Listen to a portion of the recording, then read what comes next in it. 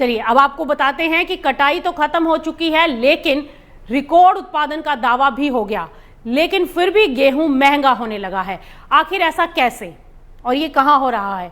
दरअसल पड़ोसी देश पाकिस्तान में एक बार फिर से गेहूं का संकट आ गया है।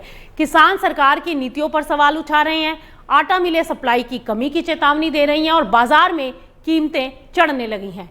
ऐसे में क्या पाकिस्तान को फिर से गेहूं आयात करना पड़ेगा और इसका भारत समेत विदेशी गेहूं बाजार पर क्या असर होगा?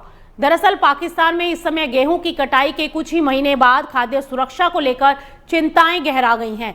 किसानों, आटा मिल मालिकों और कृषि संगठनों का कहना है कि नीतिगत कमजोरियां, बाजार में अनसर्टेनिटी और सप्लाई चेन की समस्याएं एक बार फिर देश को गेहूं के संकट की ओर धकेल रही हैं। हालांकि पंजाब सरकार ने इस साल करीब 2 करोड़ 20 लाख टन गेहूं उत्पादन का दावा किया है, लेकिन बावजूद इसके बाजार में गेहूं और आटे की कीमतें बढ़ने लगी हैं। किसान संगठनों का ये कहना है कि समस्या यहां उत्पादन की नहीं बल्कि सरकारी योजना और बाजार में मैनेजमेंट की है।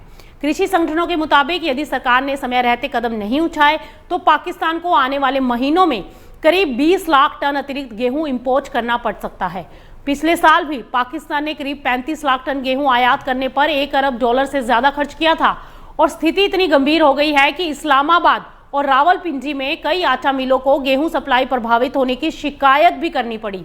उद्योग संगठनों का कहना है कि अगर जल्द सप्लाई बहाल नहीं की गई तो करीब 45 फ्लोर मिलों के सामने उत्पादन रोकने की नौबत आ सकती है और इसका असर बाजार में भी देखने को मिलेगा, जहां कुछ इलाकों में रोटी की कीमत 17 रुपए से बढ़कर 25 रुपए तक पहुंच गई।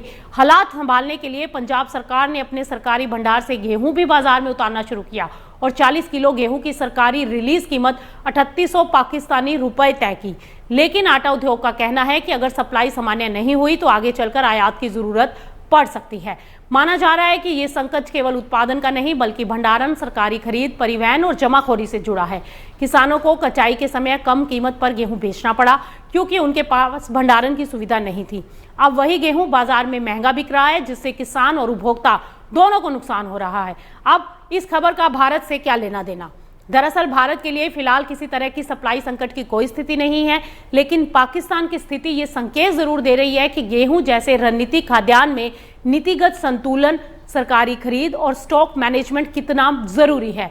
यदि पाकिस्तान बड़े पैमाने पर आयात करता तो अंतर्राष्ट्रीय बाजार में गेहूं की मांग बढ़ सकती है, जिससे वैश्विक कीमतों पर कुछ दबाव आ सकता है।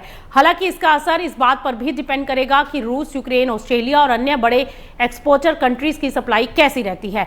यानी कि फिलहाल तो ये दिखाई दे रहा है कि रिकॉर्ड उत्पादन का दावा अपने आप में पर्याप्त नहीं होता। अगर खरीद, भंडारण और वितरण की व्यवस्था मजबूत ना हो तो भरपूर फसल के बावजूद भारत बाजारों में संकट पैदा हो सकता है। अब नजर पाकिस्तान सरकार के अगले कदमों और विदेशी गेहूं बाजार की चाल पर बनी रहेगी।